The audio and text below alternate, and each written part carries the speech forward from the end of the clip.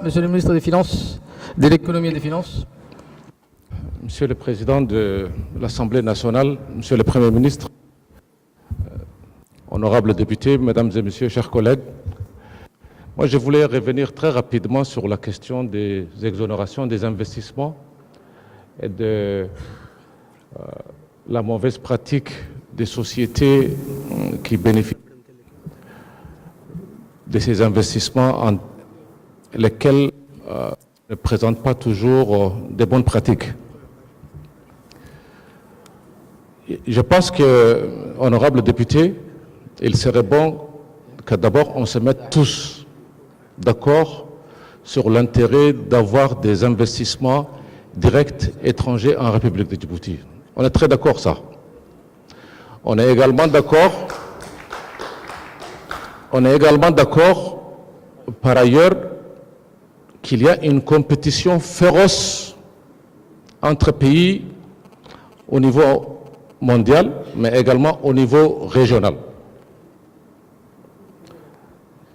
Les investisseurs qui viennent ici, chez nous, ils n'y viennent pas parce qu'ils sont obligés de venir. Ils viennent parce qu'on semble être beaucoup plus attractif que d'autres pays.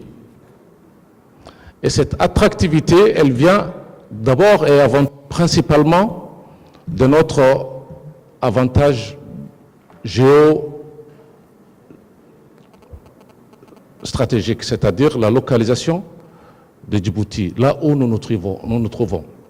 Ils viennent également parce que nous offrons certaines conditions.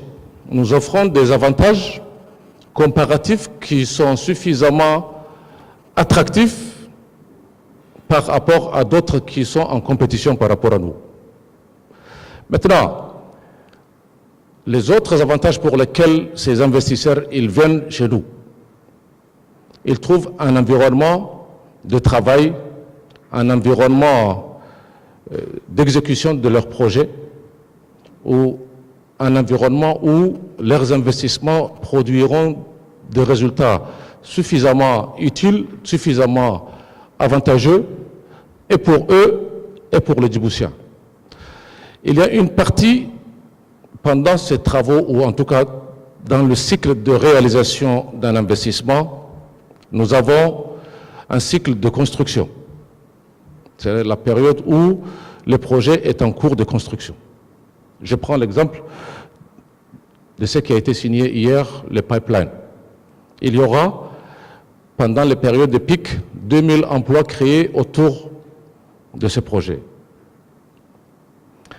Les points les planchers lors de ce projet, ça sera autour de 1000 emplois. C'est-à-dire entre 1000 et 2000 emplois seront créés pendant la période de construction.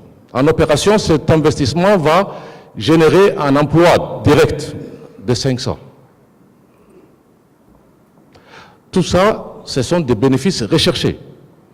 L'ultime objectif recherché, c'est d'arriver à un volume d'emplois suffisamment critique pour inverser la tendance et ainsi lutter contre la vulnérabilité de notre population. La seule manière de réussir notre transformation, c'est de créer d'abord et avant tout des emplois, beaucoup d'emplois correspondant aux besoins du marché, aux besoins de notre population.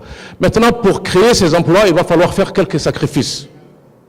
Ces sacrifices, entre autres, c'est fiscal, mais c'est également réglementaire. Il se trouve que par moment, certains types d'emplois ne sont pas, je veux dire, des profils ne sont pas disponibles sur notre marché. Qu'est-ce qu'on fait?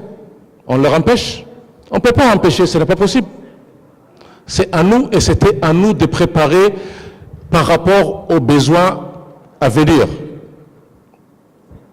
Quand on n'a pas eu les moyens de le faire, ou quand on n'a pas eu le temps de le faire, ou quand on n'a pas su le faire, on arrive quand même à un moment donné à corriger ces erreurs-là, d'où un investissement colossal en termes de formation professionnelle pour à chaque fois qu'il y a un métier qui se révèle utile et sur le marché, Si les Djiboutiens ne sont pas en mesure de le prendre à ce marché, il va falloir tout de suite le mettre en formation accélérée, sinon en tout cas de le planifier dans notre programme académique. Ceci étant dit, ayant accordé tous ces avantages, rien ne nous empêche de suivre et de faire respecter nos lois et nos règlements. Si certains de nos services par moment sont défaillants, l'investisseur, c'est un être humain en fin de compte. Il va profiter de l'espace qui lui est offert. Merci, Mais monsieur ça le ne ministre. veut pas dire qu'on doit être des policiers tous, être sur tous les investisseurs, leur empêcher de travailler, d'exécuter le projet. Ce n'est pas la méthode et je ne pense pas que c'est également une proposition ici. On a un besoin d'avoir des investisseurs, on a un besoin de créer des emplois, on a besoin de faciliter à tous les investisseurs de venir et de s'installer en République de Djibouti, et on a également l'obligation de faire respecter nos règlements et nos textes. Merci. Merci, monsieur le ministre de l'économie et des finances.